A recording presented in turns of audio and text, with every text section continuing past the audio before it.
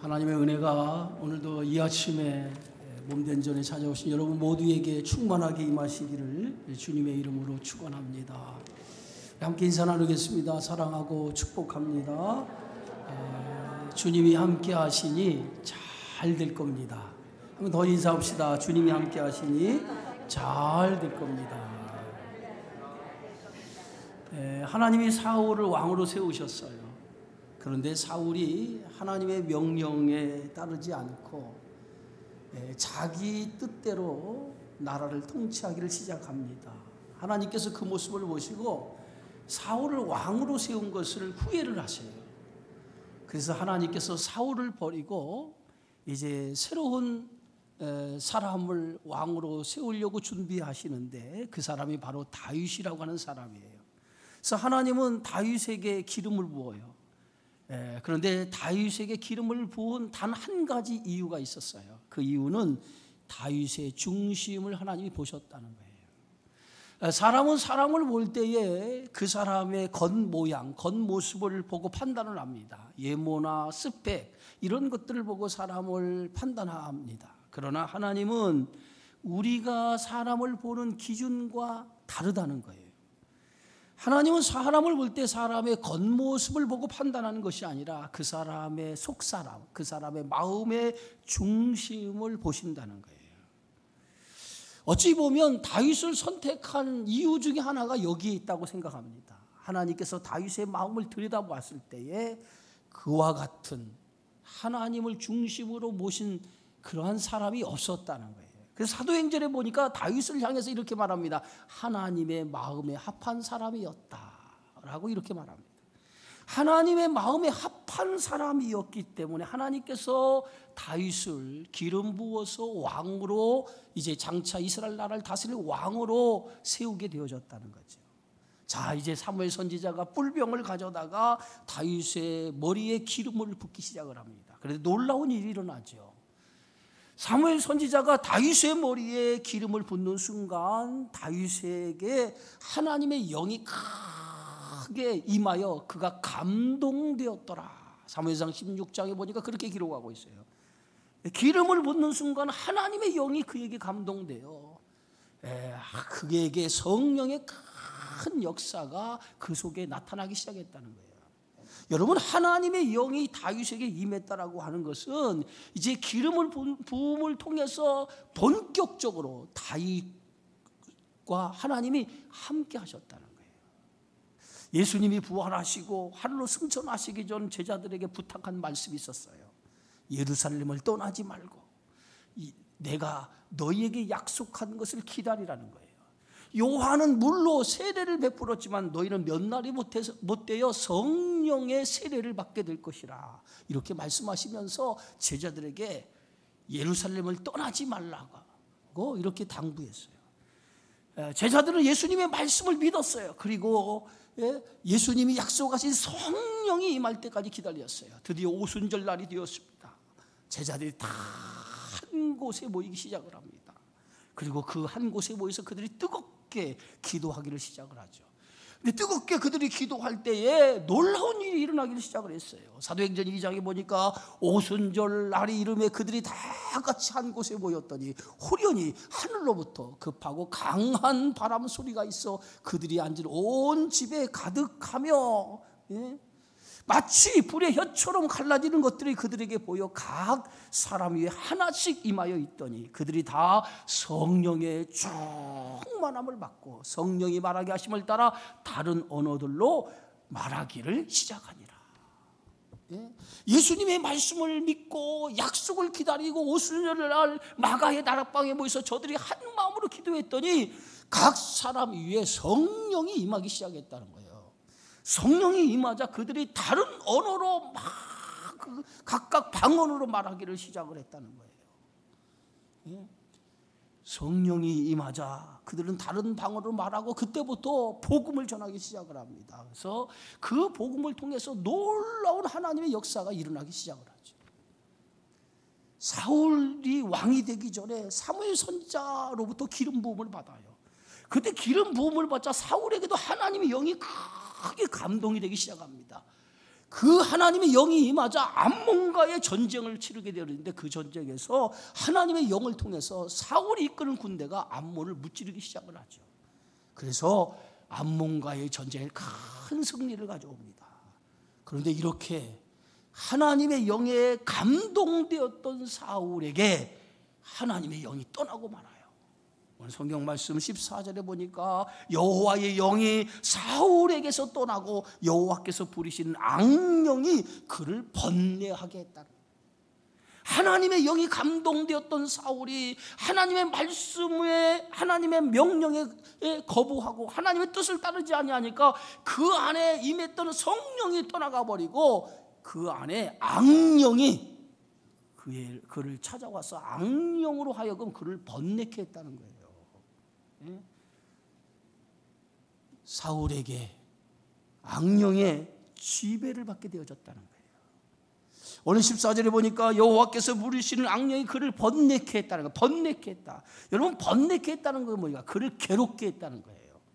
사울이 악령의 지배를 받았다라고 하는 것은 그가 육신에 속한 사람, 성령에 속한 사람에서 육신에 속한 사람으로 전락하고 말았다는 거예요. 여러분, 로마서 8장 9절의 말씀에 보면 만일 너희 속에 하나님의 영이 거하시면 너희가 육신에 있지 아니하고 영에 있나. 누구든지 그리스도의 영이 없으면 그리스도의 사람이 아니니라 그랬어요. 그리스도의 사람은 반드시 이 안에 그리스도의 영, 성령이 우리 안에 내주하고 있어야 된다는 거예요. 성령이 없는 사람은 그리스도의 사람이 아니라는 거예요. 그런데 오늘 사울에게 하나님의 영이 임했을 때에 성령의 사람이 되었는데, 하나님의 영이 떠나고 나니까 그는 악령이 지배하는 사람이 되고 말았다는 거예요. 여러분, 육에 속한 사람과 영에 속한 사람의 특징이 어디에 있습니까? 누구의 지배를 받느냐는 거예요.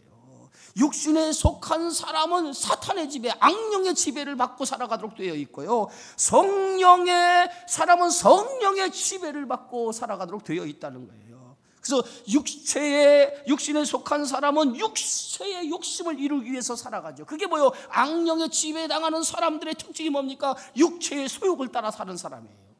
그러나 성령을 속한 사람은 성령의 지배를 받는 사람이기 때문에 육체의 소욕을 따라 살지 아니하고 하나님의 뜻을 위해 살아가는 사람이 성령의 지배를 받고 살아가는 사람이 되어지는 줄 믿습니다. 그래서 갈라디아 5장 19절에 보니까 육체의 일은 분명하니 곧 음행과 더러운 것과 호색과 우상숭배와 주술과 원수 맺는 것과 분쟁과 시기와 분냉과 당짓는 것과 분열함과 이담과 투기와 술취함과 방탕함과 그와 같은 것이라고 말하고 있습니다. 여러분, 사울에게 성령이 떠나가고 그리고 악령이 들어오기 시작하면서 그를 괴롭히기 시작했다는 거예요. 마태복음 12장 43절에 보니까 어떤 사람에게 귀신이 들렸어요. 그런데 그 귀신이 들린 그에게 예수님이 귀신을 물리셔버렸어요. 그래서 귀신이 그 안에서 쫓겨나 버리고 말았어요.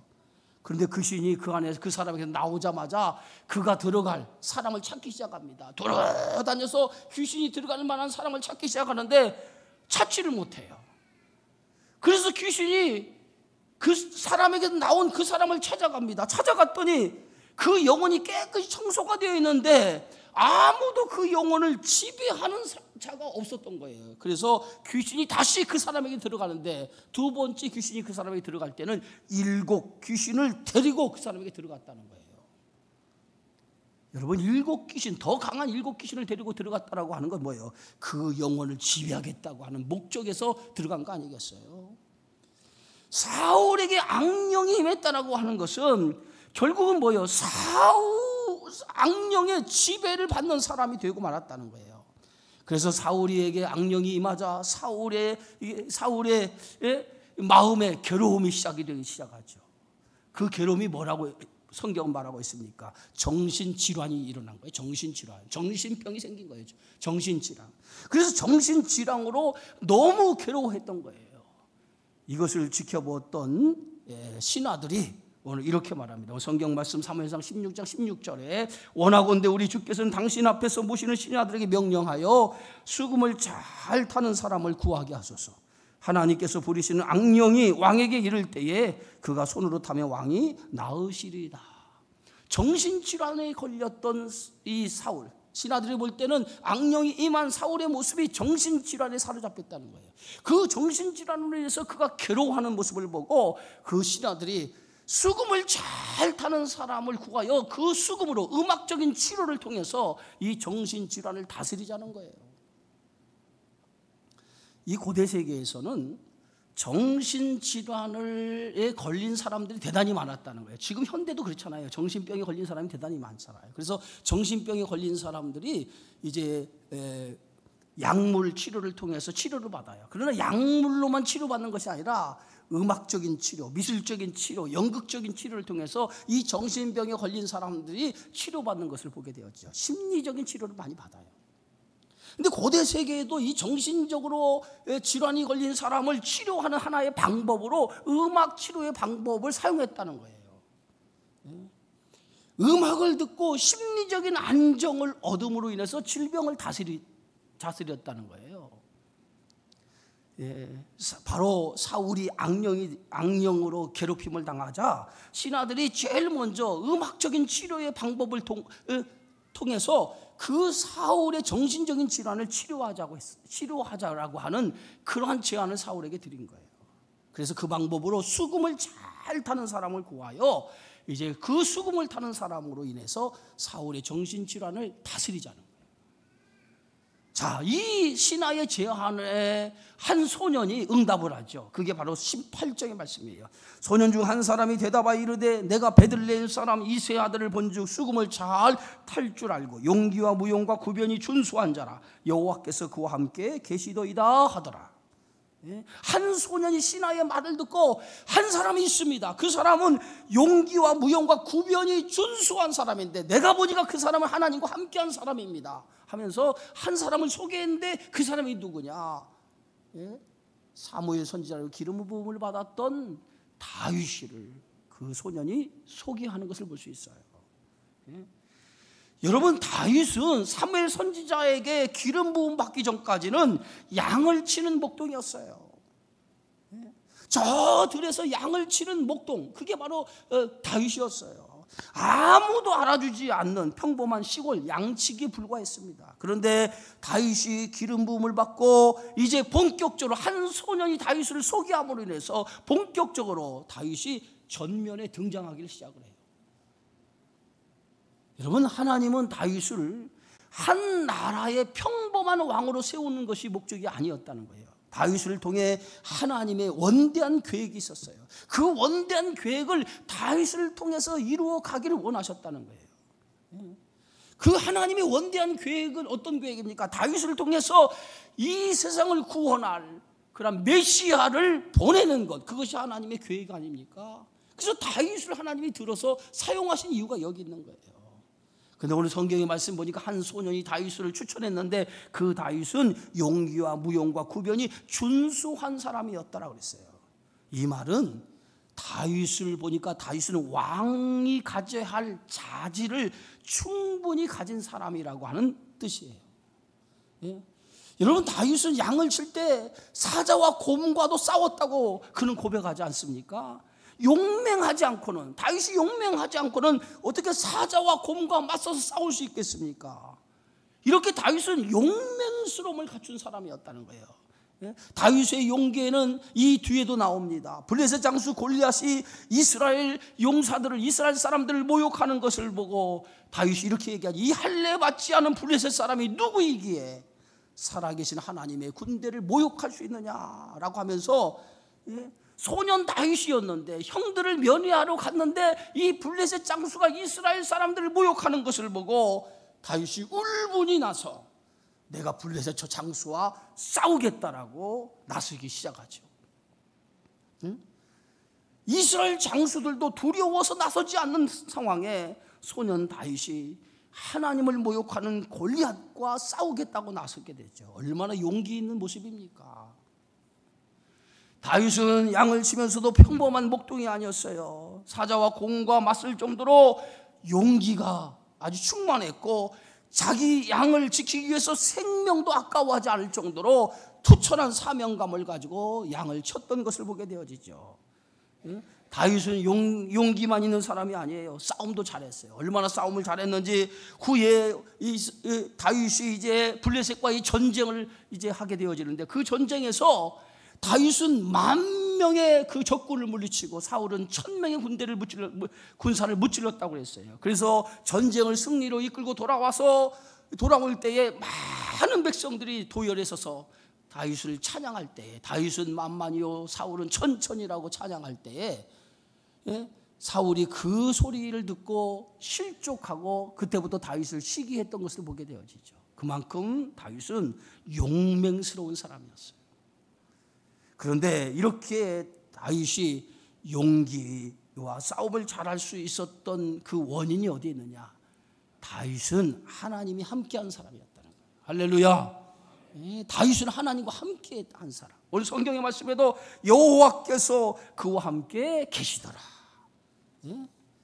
하나님이 함께하는 사람 누가 막을 수 있겠어요? 그죠? 하나님이 함께하는 사람 누가 막을 수 있겠습니까? 가장 큰 축복이 있다면 그것은 하나님이 함께하는 사람이에요.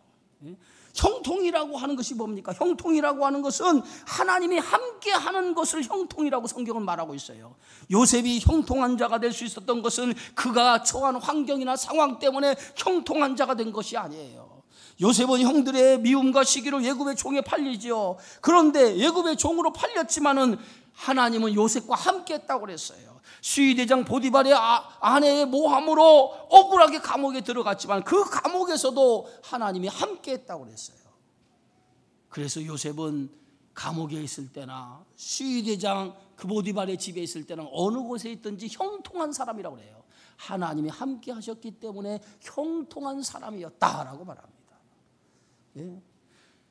여러분, 하나님이 함께하면 형통한 자가 될 수 있는 줄 믿습니다. 하나님이 함께하면 형통한 자가 될 수 있어요. 어떤 상황이나 환경에서 형통한 것이 아니라 하나님이 함께하면 어떤 환경이든 어떤 상황이든 형통한 사람이 될 수 있다는 거예요.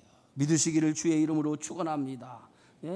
사울이 이제 전령을 이새에게 보내게 되어지죠. 그래서 오늘 19절의 말씀에 보니까 사울이 이의 전령들을 이새에게 보내어 양치는 내 아들 다윗을 내게로 보내라, 이렇게 전령을 통해서 다윗을 자신의 정신을 질환을 치료하는 치료사로 보내기를 요청을 합니다.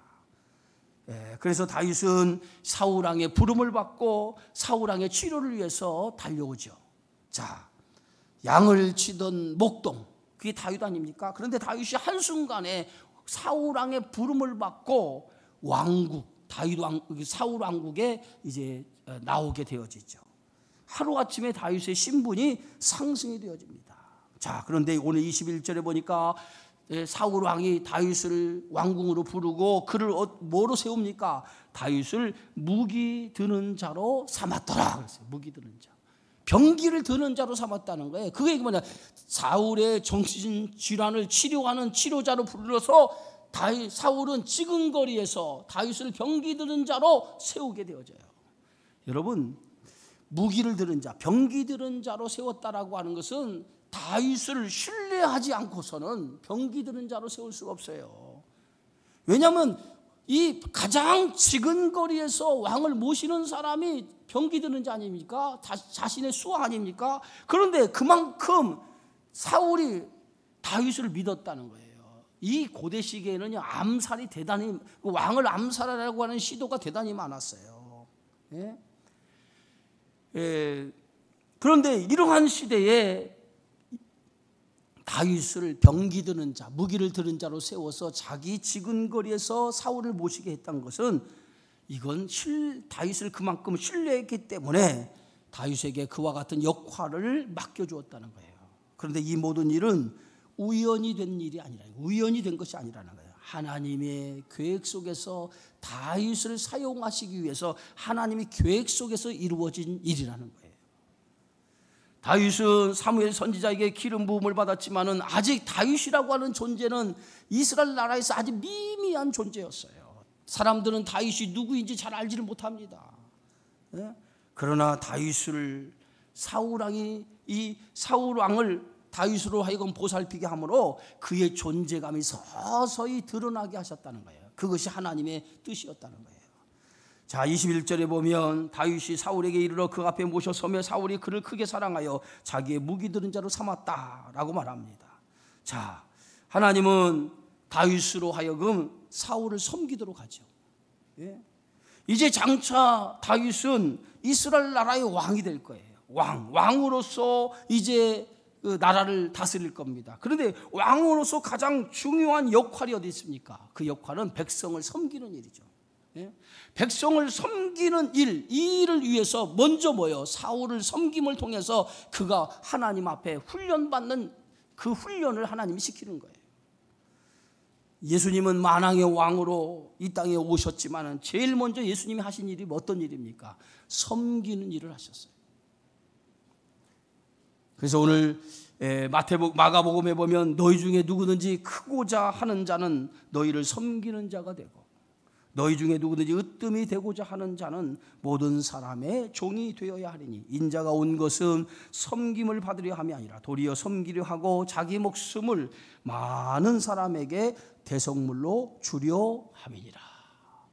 결국은 섬김의 모습이 예수님의 모습 아닙니까? 이제 다윗으로 하여금 사울을 섬기도록 한 것은 하나님께서 다윗을 장차 훌륭한 왕으로 세우기 위해서 하나님 훈련시키는 거예요.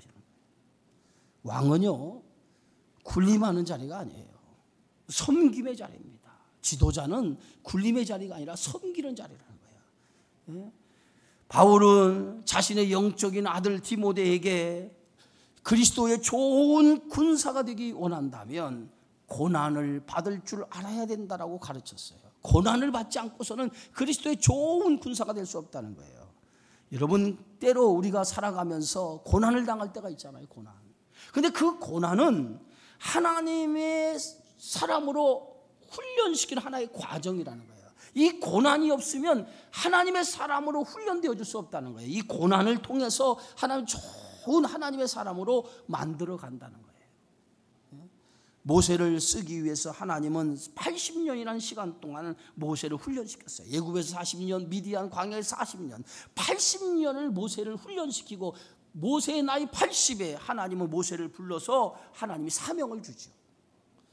이 80년의 기간이 없었다면 모세는 훌륭한 지도자가 될 수 없었을 거예요. 80년 동안 훈련받아서 모세는 훌륭한 지도자가 되어진 거예요. 그런데 모세만 아니죠.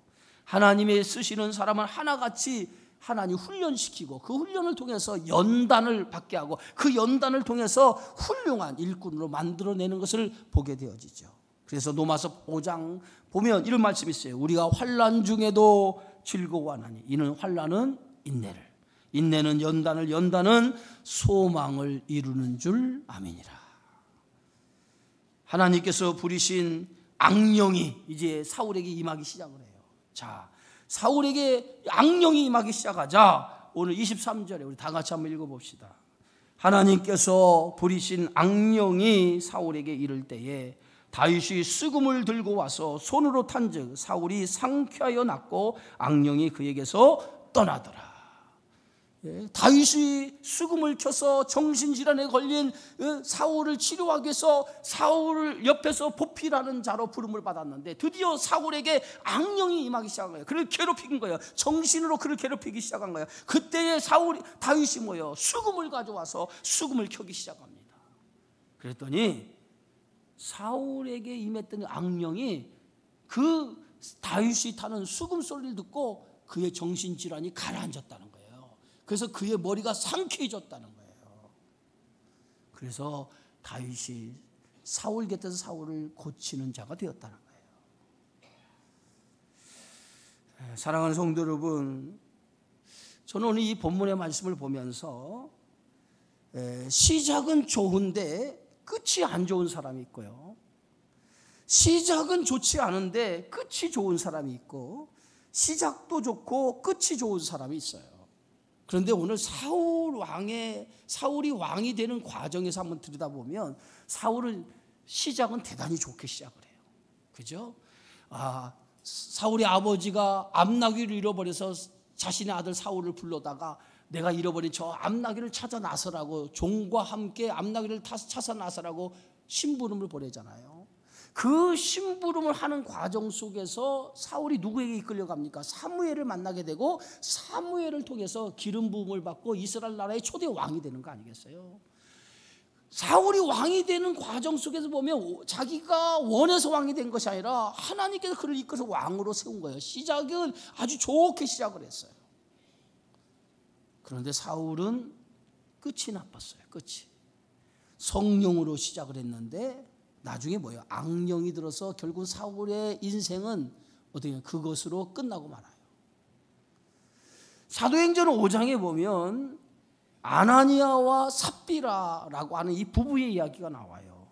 그들은 하나님 앞에 은혜를 받았어요. 큰 은혜를 받았어요. 은혜를 받고 그들이 스스로가 우리가 재산을 팔아다가 그 재산을 하나님 앞에 바쳐서 그 하나님 이 재산을 가지고 많은 좋은 선한 일을 하자라고 그렇게 마음을 먹고 소원을 합니다. 그래서 그들이 자신이 가지고 있는 재산을 다 처분을 해요. 그리고 저들이 하나님의 소원한 대로 드렸으면 아무런 문제가 없는데 막상 재산을 다 팔아놓고 보니까 아까운 마음, 인색한 마음이 든 거예요. 그래서 재산을 파는 것 중에서 일부를 감추고 일부를 그 사도들 발 앞에 바친 거예요. 그런데 그것을 베드로 사도가 알게 된 거예요.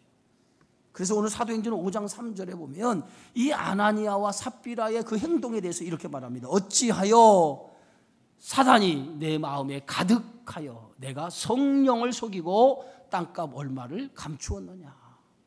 이 아나니아 삽비라의 부부의 처음의 시작은 뭐예요? 좋은 마음, 은혜 받고 좋은 마음으로 출발을 했어요. 그런데 은혜 받고 좋은 마음으로 출발했는데 결과적으로 놓고 보면 그 은혜 받고 좋은 마음을 끝까지 지키지 못한 거예요. 그의 마음에 누가 들어왔다는 거예요? 사탄이 들어왔다는 거예요. 사탄이 들어왔다는 거예요. 성령으로 시작했는데 결국 사탄이 들어와서 뭐예요? 그의 소원을 이루지 못한 거죠. 하나님의 뜻을 거절해버린 거 말이죠. 네? 결국은 사탄이 그 안에 들어온 이유가 어디 있어요? 마음을 지키지 못해서 그래요. 그의 생각과 마음을 지키지 못했어요. 언제나 사탄은 어디를 타고 들어옵니까? 우리의 생각과 마음을 타고 들어오는 게 사탄이에요. 그래서 생각과 마음을 지키지 못하면 사탄에 넘어질 수밖에 없어요. 그래서 성경은 뭐라고 말합니까? 무릇 지킬 만한 것보다도 내 마음을 지키라. 생명의 근원이 이에서 남이니라. 마음을 지키지 못하면 사탄이 우리 안에 들어와서 사탄에 조종받는 사람이 되고 만다고 하는 사실을 깨닫기 바랍니다. 자, 하나님의 영이 사울에게서 떠난 이유는 뭐예요? 마음을 지키지 못해서 그래요. 만약에 사울이 끝까지 초심, 하나님이 주신 마음을 지키고 그가 살아갔다면 사울은 훌륭한 왕이 될 수 있었을 거예요. 그런데 마음을 지키지 못한 결과 교만이 들어왔고 그 교만이 하나님의 뜻을 저버리는 사람이 되고 말았어요. 결국은 뭐예요? 성령을 소멸하고 만 거죠. 성령을 소멸하는 순간에 악령이 들어온 거예요. 자, 그래서 갈라디아 5장 16절 17절에 성경은 이렇게 말합니다. 성령을 따라 행하라. 그리하면 육체의 욕심을 이루지 아니하리라. 육체의 소욕은 성령을 거스리고 성령은 육체를 거스리라니 이 둘이 서로 대적함으로 너희가 원하는 것을 하지 못하게 하려 함이니라. 예? 성령을 따라 행하라는 거예요. 성령이야. 예? 여러분, 우리의 마음에 성령을 따라 행하지 못하면 우리 안에도 뭐가 찾아와요? 사탄이 내 안에 들어와서 하나님의 뜻을 따르지 못하게 한다는 거예요. 성령을 소멸해서는 안 돼요. 성령이 주시는 그 마음을 붙잡고 살아갈 때 하나님의 기쁘신 뜻을 이루며 살아가는 믿음의 성도가 될 수 있는 줄 믿습니다.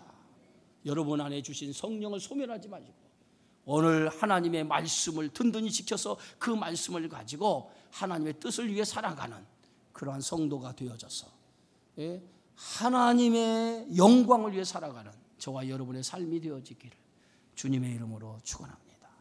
기도하겠습니다. 하나님 아버지 고맙습니다. 사울이 성령을 소멸한 결과 악령이 들어 결과적으로 하나님의 뜻을 저버리고 하나님의 버림을 받게 되어지는 왕이 되었던 것을 보면서 성령을 소멸하는 자가 되지 않게 하여 주시고 끝까지 성령의 인도를 따라 성령의 지배를 따라 살아